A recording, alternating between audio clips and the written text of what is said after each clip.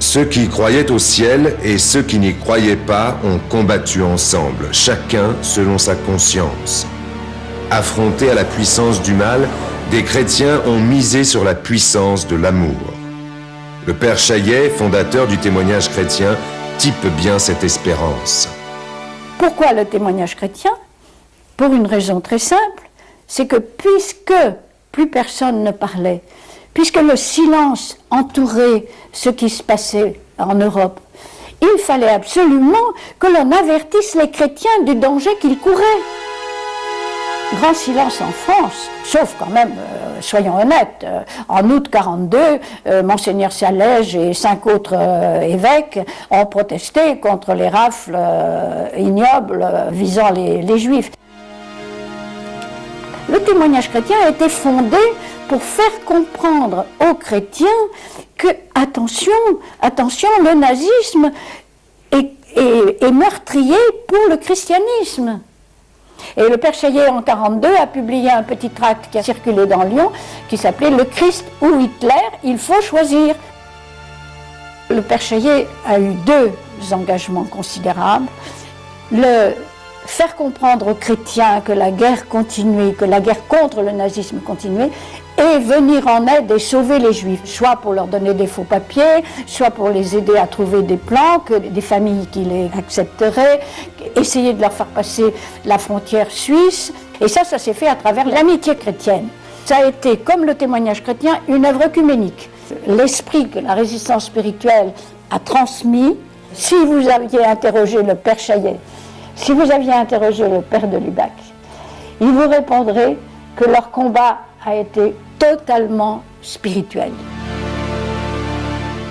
Ils ont voulu absolument montrer que la résistance était une résistance de chrétiens, que c'était pour la défense des droits de l'homme et des droits des chrétiens.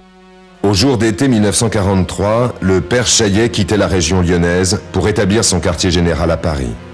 Il y retrouvait la plupart des dirigeants des mouvements de la résistance, des nombreux contacts et amis comme Marcel Collin. Logé pendant les premiers mois dans la famille d'un professeur de la Sorbonne, il y célébrait clandestinement l'Eucharistie chaque matin avec quelques familiers. L'engagement du père Chaillet dans la résistance était solidement enraciné dans l'Évangile et la solidarité humaine. La foi du père Chaillet s'alliait à son patriotisme de franc-comtois et a fait un extraordinaire résistant. Ce qu'il avait acquis comme sentiment de fidélité et d'obligation par rapport à l'Évangile, il l'a vécu à travers son travail, aussi bien au témoignage chrétien qu'à l'amitié chrétienne. Salut Aurore. Oui, tu sais, sur le CD-ROM, j'ai trouvé plein d'informations. Et aussi dans la malle de ma tante, tu sais, celle que mes parents ont gardée, j'ai trouvé plein d'objets, ouais. Des objets sur la foi et sur le courage des résistants. Autre visage typique, symbole de l'intelligence et de la générosité des jeunes résistants, Gilbert Dru. Il était une promesse pour la France et l'Église. Il est un des 4 héros à qui Aragon a dédié son poème « Celui qui croyait au ciel, celui qui n'y croyait pas ».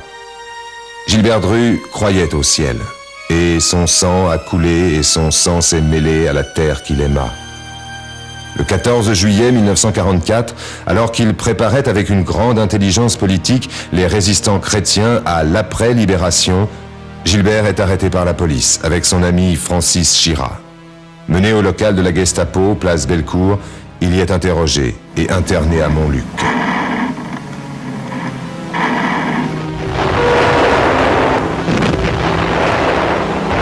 Dès octobre 1939, Gilbert avait confié à son ami Jean-Marie Doménac que pour lui l'enjeu de la lutte était le salut de chaque conscience et le fondement de notre civilisation.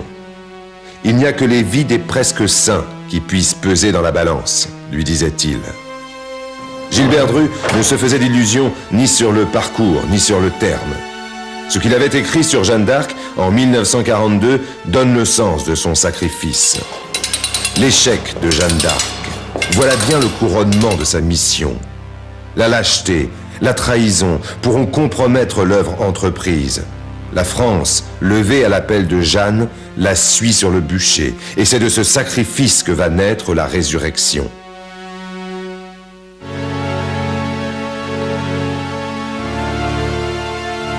Quelques jours après, il était sorti de la prison pour être conduit place Bellecour et massacré en public avec Francis Chirat et 3 autres de ses compagnons. Dressé à cet endroit par les Lyonnais, le veilleur de pierre rappelle l'événement. Il murmure l'esprit aux consciences qui s'éveillent et porte la lumière transmise par les justes. C'est vrai que dans ma famille, Gilbert Dru a eu un impact certain. Et sa mort a été tellement ressentie d'une façon tragique par les Lyonnais. Le 27 juillet 1944, 5 hommes ont été abattus comme ça, et ça a été un choc terrible. Ils ont été abattus, vraiment assassinés en public. Et on a obligé les Lyonnais présents à défiler devant les corps qu'on n'avait pas le droit d'enlever. Désormais, place Bellecour, un veilleur de pierre annonce l'aurore, que le sacrifice des martyrs de la résistance a fait se lever.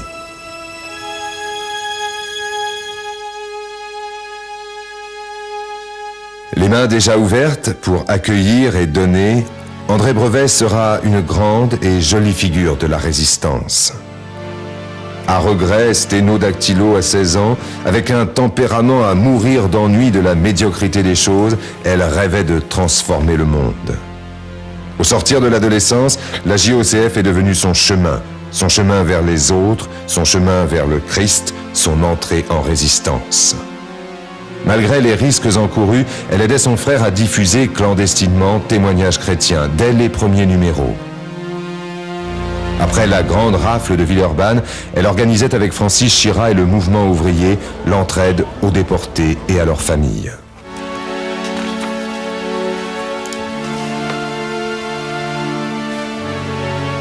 Bientôt trop connue à Lyon, elle s'immergeait dans Paris et s'engageait au sein d'un réseau dans le combat pour la libération du pays. Établir des plans de parachutage, coder et décoder des renseignements pour Londres était de son ressort.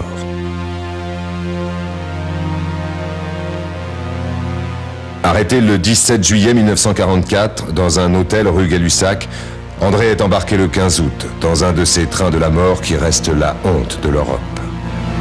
Mon mari, qui faisait partie d'un réseau de résistance à Paris, est parti dans le même train de déportés qu'André Brevet. C'est le dernier train de résistants qui a quitté la France. Il a quitté Paris et ils étaient dans des wagons entre 100 et 120 dans chaque wagon. Le voyage a duré 3 jours et 3 nuits.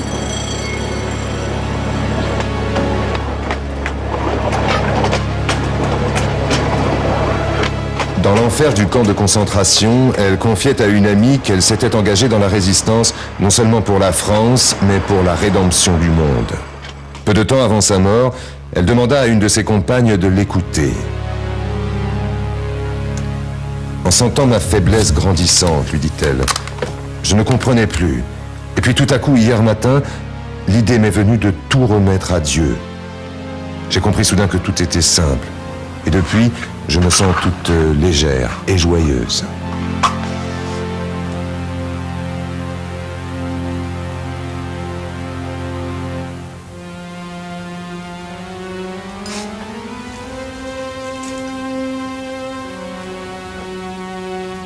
André Brevet, Gilbert Dru, Pierre Chaillet, tous 3 croyaient à l'Évangile et combattirent pour l'homme. 2 le payèrent de leur sang, mais tous 3 sont comptés au livre des témoins qui mêlent étonnamment des encres différentes. Fernand Bello, François Boursier, Francis Chirat, Louis César, Gilbert Dru, Daisy Georges Martin, sont morts fusillés. François Larue, Paul Molière, Roger Radisson, Paul Garot, Pierre Gendre, Jean Foyard, Jacques Mollet, Maurice Palliard, Bruno Quinchet, sont morts fusillés. André Brevet, Gabriel Curie, Gilberte Dumartret, François Marty, Eugène Ponce, André Ries, Élise Rivet, Victor Roux sont morts en déportation. Jean Maigret, Charles Reynaud, Eugène Jeune, Bernard Perrin, Albert Giuliani, sont morts en déportation. Antoine Chaperon, mort des suites de la déportation. Gilles Chesne, Jean Naville, sont morts en mission. François Gindre, Fred Torquebio, sont morts en opération militaire. Jacques Bonvalot, Arrêtés, disparus, sans laisser de traces. Et tant d'autres, connus et inconnus. Et tant d'autres de pensées différentes, comptés eux aussi au livre des témoins.